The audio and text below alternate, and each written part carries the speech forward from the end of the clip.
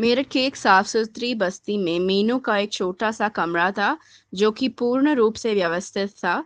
नीलिमा ने उस कमरे को व्यवस्थित करने में मीनू और राजू को पूर्ण सहयोग दिया था। उस छोटे कमरे में राजू और मीनू ही रहती थी। राजू 12 वर्ष की एक छोटी सी लड़की थी, परंतु राजू के पास रहने पर मीनू को अकेलापन नहीं लगता था। सुबह 10 बजे वह कचहरी जाती, शाम को थकी हुई लौट कर आती थी। किसी दिन यदि ज्यादा अकेलापन महसूस करती तो वह नीलिमा के घर चली जाती। इसी प्रकार उसका जीवन क्रम चल पड़ा। मीनू को मेरठ आए हुए 10 दिन हो चुके थे। उसे नीलिमा से पता चला कि अमित अभी भी अस्पताल में ही है। आज मीनू ने कचहरी जाने से पहले ही निश्चय कर लिया था कि लौटते समय वो अमित को अस्पताल में मिलकर आएगी। आज मीनू को कई मुकदमे मिल गए थे, इसलिए उसे काफी थकान महसूस हो रही थी। उसके मन में सिर्फ एक ही विचार आ रहा था कि वो घर जाकर आराम कर ले। लेकिन दूसरे ही क्षण मीनू ने कदम अस्पताल की ओर बढ़ा ली।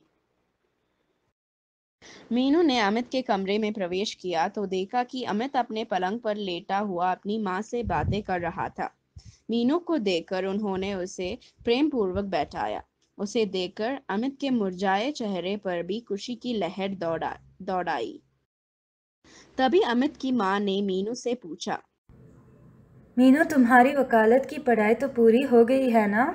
हाँ आंटी, मैंने प्रथम श्रेणी में वकालत पास कर ली है और अब यहाँ मेरठ में ही प्रैक्टिस शुरू कर दी है। अच्छा बेटी, ये तो बहुत प्रसन्नता की बात है। मीनू ने मेरठ में ही प्रैक्टिस शुरू कर दी। यह जानकर अमित ने भी प्रसन्नता का अनुभव किया, परंतु दूसरे ही क्षण उसके हृदय की हीन भावना ने उसे उदास कर दी। क्या वह पूर्ण रूप से स्वस्थ हो जाएगा? क्या उसके शरीर के सभी अंग पहले की तरह कार्य कर सकेंगे? आदि अनेक प्रश्न उसके मस्तिष्क में घूमने लगा। अब आपकी तबीयत कैसी है? मीनू बेटी, डॉक्टर्स तो अपनी ओर से भरसक प्रयत्न कर रहे हैं कि अमित की हड्डियां ठीक तरह से जुड़ जाएं और वह पूर्ण रूप से स्वस्थ हो जाए। फिर भी सब कुछ भगवान के हाथ में ही है। आंटी, अब उन्हें अस्पताल में और कितना समय रहना पड़ेगा? 4 महीने तो अभी रहना ही पड़ेगा, बाद की ईश्वर जाने क्या होता है। 4 महीने और? हाँ मीनू, समय का चक्र किसी की समझ में नहीं आता है। शायद हमारे भाग्य में यही लिखा था। तभी मीनू ने घड़ी की ओर दृष्टि डाली। शाम के 6 बज चुके थे। उसने खिड़की के बाहर झांका तो बाहर सड़क पर बिजली का प्रकाश नजर आ रहा था। उसने अमित से चलने की आज्ञा ली और बाहर निकल आई। अब वह शीघ्र ही घर पहुंचने के लिए व्याकुल थी, क्योंकि नन्ही राजो उसकी प्रतीक्षा कर रही होगी। जैसे ही मीनू कमरे पर पहुंची तो राजो ने उससे पूछा, दीदी, आज आप बहुत थक चुकी होंगी ना, इसलिए मैंने सारा खाना तैयार कर दिया है ताकि आप आकर जल्दी ही खाना खाकर कुछ देर आराम कर लो।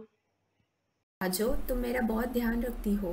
दीदी, यदि मैं आपका ध्यान नहीं रखूंगी तो इस प्रदेश में कौन आपका ध्यान रखेगा? अच्छा राजो, तुम भी अपना खाना ले आओ, आज हम दोनों साथ साथ बैठकर खाएंगे।